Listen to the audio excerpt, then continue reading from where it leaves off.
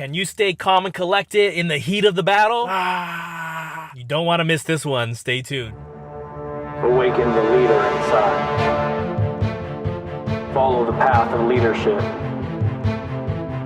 Never give up. Never stop trying.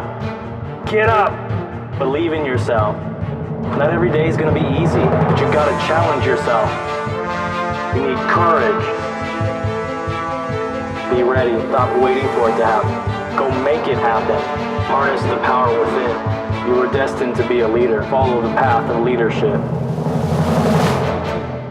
Awaken the leader inside. Hey guys, welcome back to another episode. My name is Rubalcava, and I'm your host here at Awaken the Leader Inside, a show dedicated to your leadership journey. Remember, you are never alone. Hey guys, thanks for tuning in to another episode. So, hey, today I want to talk about something. We've all gone through it. We've all experienced it. We've all probably stumbled and fumbled through it. But can you stay calm, cool, and collected while you have a customer that's irate, or maybe it's a peer, or maybe even your boss? Can you stay calm and cool, and can you make it happen? And so a lot of times, you guys, I will be outright, completely, blatantly, brutally honest. Sometimes it's so difficult to do this that you feel like you're going to lose your mind, or you're going to just lose it. You're going to explode, and you're going to have you're just going to unleash, 12 months of frustration onto somebody. So I just want to share with you guys that that's normal. All of us go through it. And, sometimes I see stuff that reminds me, kind of makes me remember what it was like to be in those situations. And sometimes I still encounter them. And, everyone always asks me, David, how do you stay so calm? How do you allow someone to, scream, yell at you? Sometimes they get to the point where they start becoming belligerent, and then I'm like, stop. But for the most part, I don't allow it to affect me. And so this is something that takes a large amount of discipline. I'm going to tell you guys, this is probably the hardest thing, because I think there's a huge part of us that identifies, our job is who we are, right? So if somebody's yelling at you, somebody's not happy with you, someone's screaming at you, we take it very personal, or most people take it personal. And this is probably why your judgment at some point will probably get you into trouble, because of one simple thing. If you're in any type of environment where you deal with the public or you deal with people, you are being paid to manage those situations. Even if you're not a manager, you're still being paid to endure that. And I'm not saying endure like someone being completely outright disrespectful and screaming, because that's something different. But I'm saying people are frustrated. People are human. They have bad days and they're frustrated, but they let things out. And sometimes you happen just to be the person that's dealing with them on a bad day. But I want to put something into perspective for you, right? So I thought about this a lot. I thought about how I would teach people how to manage this. But I wanted to give you something to kind of food for thought and put it into perspective. And that way, maybe it'll help you reevaluate what you're going through. Now, at some point or another, all of us have needed help, right? All of us have either had to call, or maybe know someone that had to call, or some type of accident that happened, and we had to call 911, right? And you're like, 911, what the heck's that? Hear me out on this one. Those operators have to endure some of the craziest stuff. Sometimes it's just the situation. Sometimes they're dealing with people that are calling that have witnessed horrific things. And there's a lot of emotion involved with that. There's a lot of emotion with, maybe losing a loved one, or you see an accident, just something horrific. And I always ask myself, how do these operators stay so level-headed and so calm, even though I know they're experiencing the same thing? But how do they do that? How are they able to stay cool, collected, and calm in these emergencies, right? Well, let me tell you something. It's not a secret. There is a moment that they have to stay in the moment, right? And they have to deal with what's happening to them. And they are the person who can make or break that situation. They're the person that if they are not calm, if they are not cool, nobody can de-escalate that because they are coming to you for help. They're coming to you. You are the voice and the connection of help on their way. So what does that mean? It means in those moments of chaos, they have to maintain their composure on a professional level. Remember this word, you guys, on a professional level. After the call, they can deal with it however but on this call, on this interaction, they must remain calm, they must remain in the moment, and they must use active listening. For those of you on YouTube, I'm pointing to my ears. Active listening to figure out what to do next.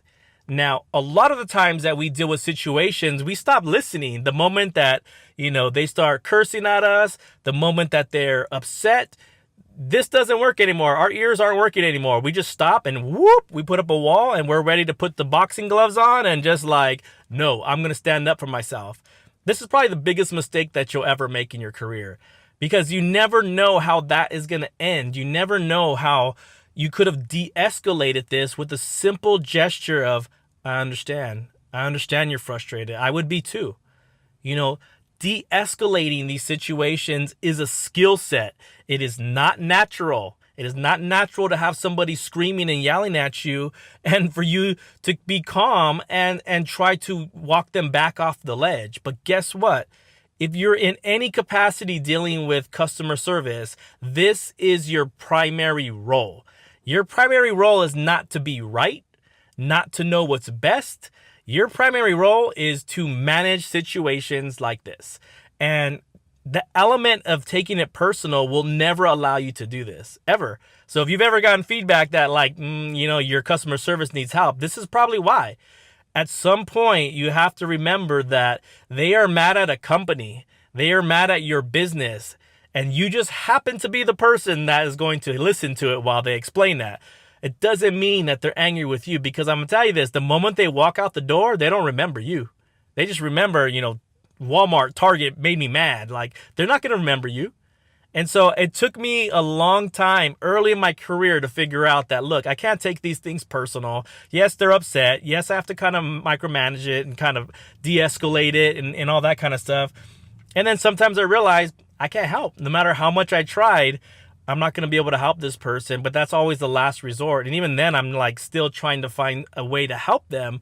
But sometimes people just want to vent. That's what they want. And so what I've learned over time, you guys, it's really simple. What I've learned over time is, what can I do to help you? Very simple, right? It's very simple. What can I do to help you? Because I think a lot of the time we are trying to force a solution onto people, like, well, you got to do this, or you got to do that, or maybe you should do this. And at the end of the day, what you say does not matter because they're upset, they're angry, they're, frustrated. So whatever you have to say doesn't mean anything. But, and this is a big but, when you ask, what can I do to help make this better? Then that's when the dialogue starts. That the only way to de-escalate in a situation where someone is extremely upset is to de-escalate it by asking a question that makes them answer what can be done. Because until then, you have no resolution. Until then, you will not be able to make this person happy. You will not be able to find a solution. And you will not be able to get them out of your environment until you find a solution.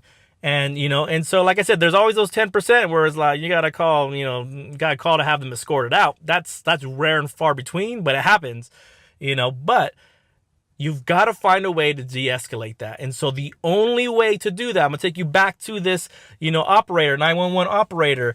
The only way is to stay calm because I don't know if it's like happens to everybody, but to me, it's been like a magnet. The moment that they can sense you're starting to push back and then it just like escalates, it gets even crazier. So, but what I've learned is as I've smiled and I'm smiling through my teeth, and I'm thinking I'm going to throw this person out any second, having that smile and showing that empathy and concern and listening, that 80-20 rule, man, let them talk and you just listen 80% of the time until you can find a way to connect and find a way to resolve their problem. And so I want you to think about that. Like, I was thinking about, how do I explain this in a way? You got to make a choice, man. There's no way around it. You have to make a choice that you are going to actively listen, not defend yourself, not defend your company, and not to defend whatever, but to actively listen. I've seen stuff in my career, guys, where I'm just like, how did this stuff, this is from a leadership level, right? How did this stuff escalate to this level where corporate's involved, where all this stuff is involved, all these people are involved, and it was over like $10. $10. And we got people coming in and people responding and making phone calls and emails over $10, guys. If it was $10,000, maybe I'd be a little frustrated, but I'm telling you, like, sometimes it's just not worth it. It's not worth it. Like, as a business, and I want you to think about this as a business, you are in the business of making money. And the only way to make money is for customers to keep coming back. So if you have to give up $10 so that they spend $1,000 this month, hey, that's pretty good. $990 versus losing 10. Who cares? That's how you have to see it. That's how you have to look at it sometimes, is through that lens of the business. It's like, it's not worth it sometimes. So don't lose sleep. Don't let them frustrate you. Don't take that home where you're like frustrated the whole day because someone was a jerk. Sorry, guys. Doesn't matter what industry you're in. If you're dealing with the public and you're dealing with people, sometimes you're going to encounter some people that are just not nice. That doesn't mean that you have to become not nice, because that's going to affect your career and it's going to affect who you are. And I know you're better than that. And this is what I tell my team. You're better than that. And I'm better than that. To stoop down to that level because of frustration and because some people just don't have, proper business etiquette or whatever communication, and they're just jerks. Don't do that. Don't stoop to that level. So I hope this helps you guys. I'm sure many of you guys have experienced this, but just to put it into perspective, those who stay calm, those who stay collected, those who stay cool in those situations, you're going to learn to navigate those types of situations. You're going to learn to anticipate those types of situations, and you're going to teach others how to navigate those situations simply because you've experienced it and you've been successful doing it. Not easy, guys. Not easy to do. But the more times you do it, like any other muscle, it's going to get easier for you. So thanks for tuning in to another episode, guys. Always remember to awaken the leader inside. Until next time. Make sure you hit that subscribe. Make sure you hit that little bell on the top, right? Now it's time to get to work and let's make it happen.